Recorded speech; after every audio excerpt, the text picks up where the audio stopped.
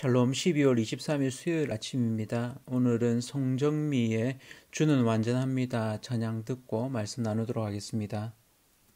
주여 우린 연약합니다.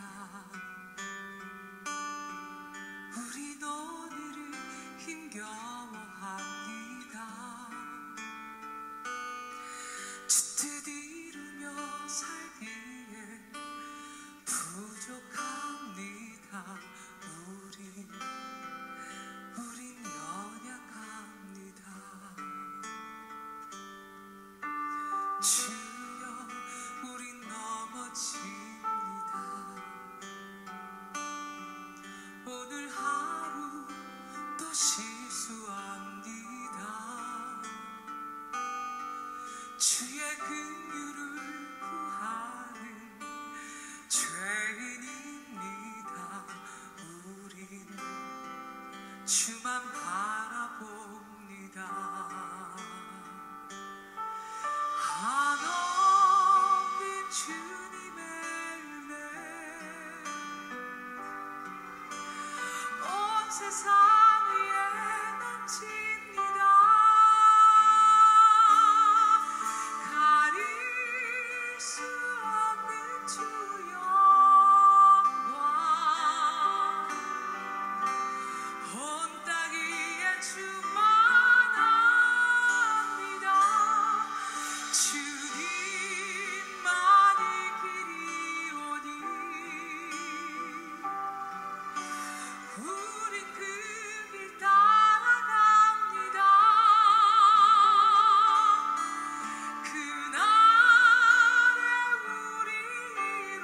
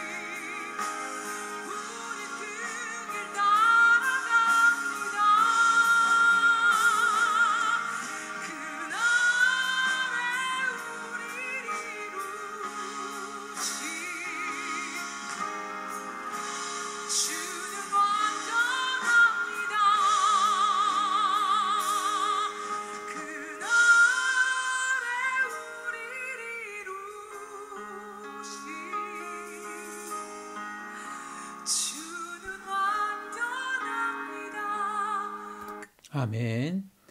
예, 오늘은 요한계시록 16장 1절에서 11절까지 제가 표준세 번역으로 한번 읽어드리도록 하겠습니다.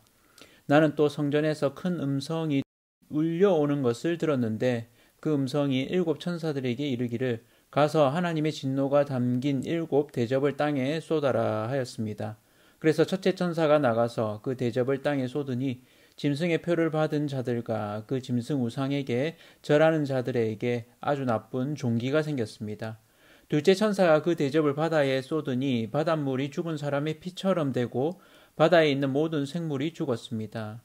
셋째 천사가 그 대접을 강과 샘물에 쏟으니 물이 피가 되었습니다. 내가 들으니 물을 주관하는 천사가 말하기를 지금도 계시고 전에도 계시던 거룩하신 주님, 이렇게 심판하셨으니 주님은 의로우신 분이십니다. 그들은 성도들과 예언자들의 피를 흘리게 하였으므로 주님께서 그들에게 피를 주어 마시게 하셨습니다. 그들은 그렇게 되어야 마땅합니다 하였습니다.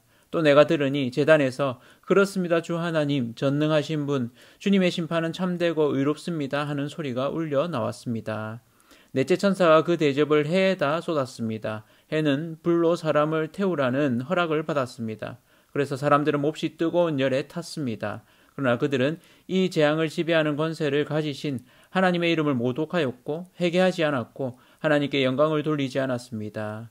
다섯째 천사가 그 대접을 짐승의 왕자에 쏟으니 짐승의 나라가 어두워지고 사람들은 괴로움을 못 이겨서 자기들의 혀를 깨물었습니다. 그들은 아픔과 부스럼 때문에 하늘의 하나님을 모독하였습니다. 그러나 그들은 자기들의 행동을 회개하지 않았습니다. 아멘. 오늘은 회개하지 않는 인간이라는 제목으로 말씀을 나누도록 하겠습니다. 우리의 삶이 끝이 있다는 건 이미 다 아시죠? 우리의 믿음의 경주도 끝이 있습니다. 예, 죽음이 끝이 아닙니다. 하나님의 심판대가 있습니다. 그래서 로마서 3장 23절에는 이렇게 얘기하죠. 모든 사람이 죄를 범하였음에 하나님의 영광이 이르지 못하더니 인간의 실존적인 상태입니다.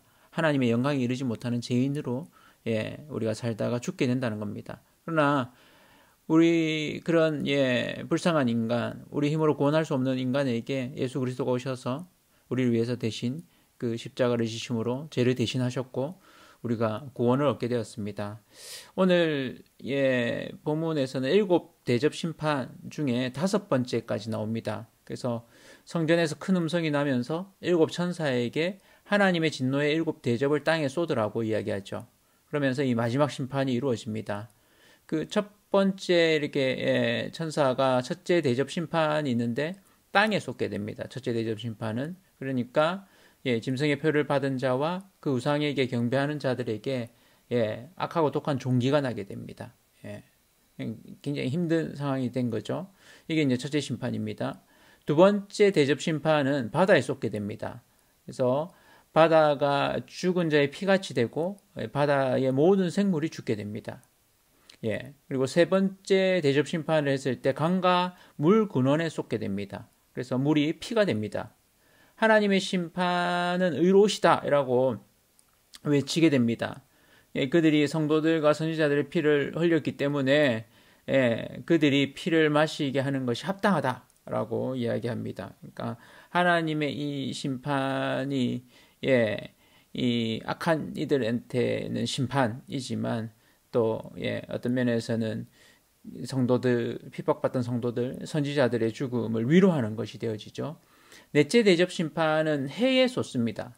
해가 권세를 받아서 불로 사람을 태웁니다. 그동안 이렇게 한정적이던 사람을 태울 정도는 아니었는데 오히려 이제 사람을 태울 정도로 사람들이 하나님의 이름을 비방합니다. 그러니까 이런 고통 가운데 오히려 하나님을 비방합니다.